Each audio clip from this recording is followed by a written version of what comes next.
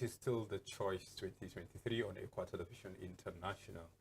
And I still have Joyce Dakada and Sarah Elisha in the studio. Yeah, Good to good be back. afternoon. Yeah, good to be back. You know, Nigerians, some are happy, some are angry, some are disappointed. That's just the mixed feelings. You know, some are angry and disappointed because of the issue of machine malfunction. Some are angry and disappointed because of disenfranchisement. You know, and you could see their bitterness where they express themselves, you know, how they feel concerning the whole thing. You know, they just feel this is a moment that they need to, like, partake, you know, in the policies, you know, of this country, you know, in making a positive change and then taking Nigeria to where she's supposed to be, and then this thing is happening. And I feel, yes, at some point, they have a reason to be disappointed, they have a reason to be angry. But one key point is that no matter what, that peace is sacrosanct. We have to be calm, and then we have to keep believing in Nigeria. All of these things will work. I just believe it's just a system collapse. Once we all agree, together we'll fix it. It's possible. Well, in a time of games, I think nobody should be denied the opportunity to participate. Like, I'm just likening it to like sports activities in the school where Just you like see they say, everybody, politics is a game. Yes, everybody's participating. So, but at the end of the day, you see a winner emerging, whether as a house or as an individual. There's always a winner. Some people go sad, some people are jumping, jubilating, and celebrating. So that's how the election is. At the end of the day, there will be a winner, and of course, someone will lose because we have other people contesting as well.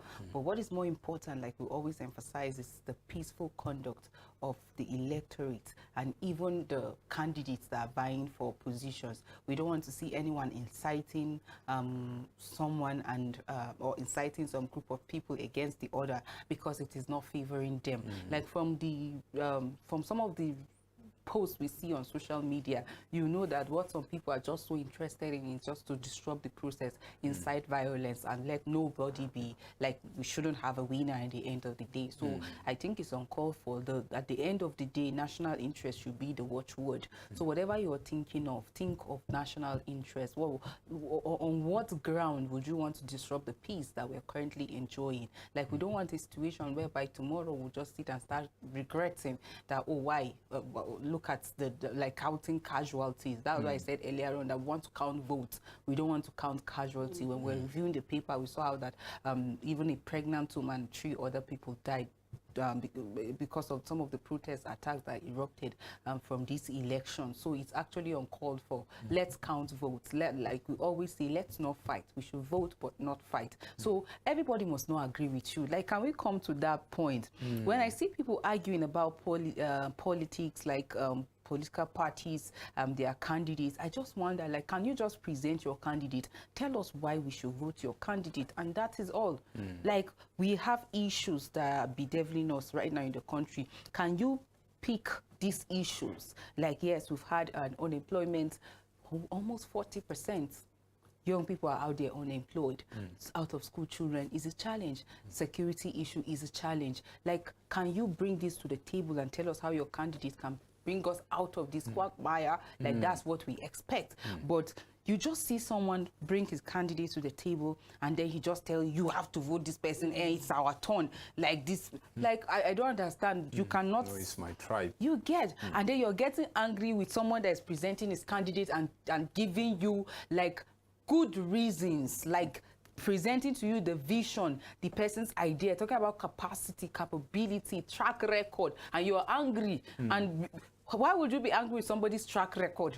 Why would you be angry with somebody's vision, his ideas, and all of that? So while I'm presenting ideas about whoever I'm supporting, present your own too and tell us how it's going to help us out of this situation that we're into. But what we see, like, reverses the case.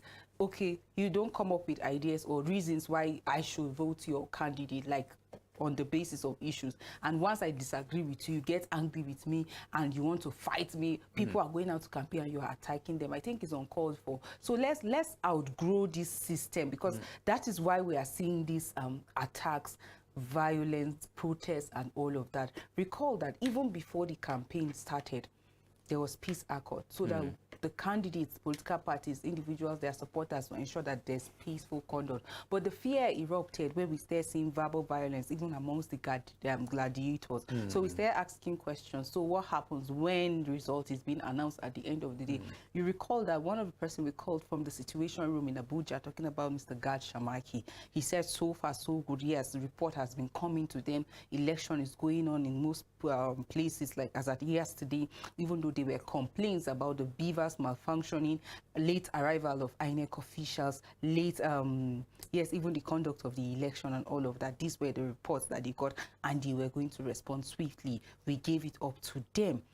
But he made mention of the fact that, yes, beyond, usually it is not at the start of the election. When the issues start heating up, like election is going deeper, that's when you start seeing issues are coming up. When people start seeing likelihood of losing in a particular place or in a particular polling unit or state or location, now they get angry. And because they know there's an electoral act already that says once there's violence in a particular place, election is going to be cancelled. So what do? Oh, they're already seeing that their party is losing or their candidate is losing. They just incite people against one another, so at the end of the day, the effort of so many people will just be thwarted. I want people to outgrow this thought. Think about national interest. Don't just think about the individual. Can we start thinking of this person that you're supporting? A preacher prayed and said, may the candidate you're supporting, may your children, your grandchildren be like the candidates you're supporting. And it was difficult for the people to say amen. Oh, wow. So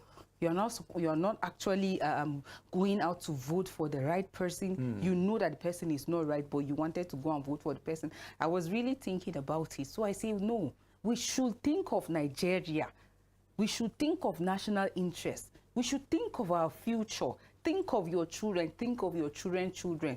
When you are no more today and posterity think back at 2023, what will they remember you for? Will they say, yes, our parents stood for what was right? Or will they sit down and weep and say, our parents are the reason why we are where we are today? That's why we kept encouraging people to always do the right thing, so that tomorrow posterity will clap for you and say you stood for them. Is this the Nigeria that our heroes past actually fought for? Now, if they are to, like, if we are to have opportunity to talk with them today, what will they say? Will they be clapping or will they be weeping? That, oh, so all their struggle, this is where it has come to. This is just another opportunity for us to go out there and exercise our fundamental responsibility, like civic responsibility. But why are we seeing people attacking one another?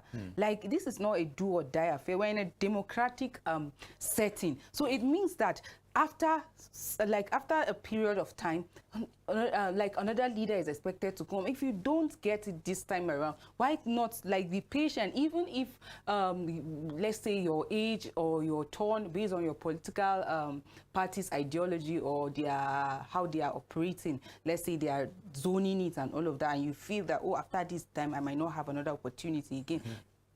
Fine and good, because he is called to service. And if people are saying, no, we don't want you to serve us, it shouldn't be a do or die affair.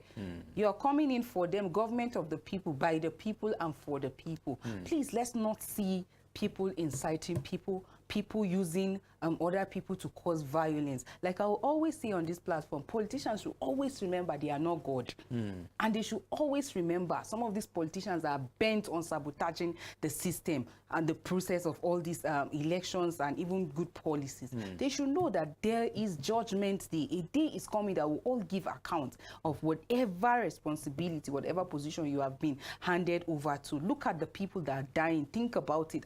Like you've been elected by same people. Your primary responsibility, protect their lives and their property, and people have been dying under you. So how do you feel And even on that, we still see people inciting people, even during the election, that we kept commending the behavior of people, INEC and others, yet we are seeing people inciting people against one another. This shouldn't be the order of the day. Like I would say, let's outgrow this system. Let's start thinking like other developed climes, where election is not a time of violence. People go and vote without even thinking of, there's going to be this and that, and they go about their normal activity. Let's not make it look as if we don't get it. So I'm really not happy about some of the reports we are getting about attacks and then people inciting one another. As we speak right now, coalition is going on. Like most of the coalition points for states they are already open, and for polling units that are done with their election, counting is already going on. We are begging people to remain calm. If you are to your polling unit and result is being counted, your party did not win or your candidate did not win, turn back honorably and go back home. Like, accept it. You don't need to get angry and just start fighting so that they will cancel it. No, don't do that.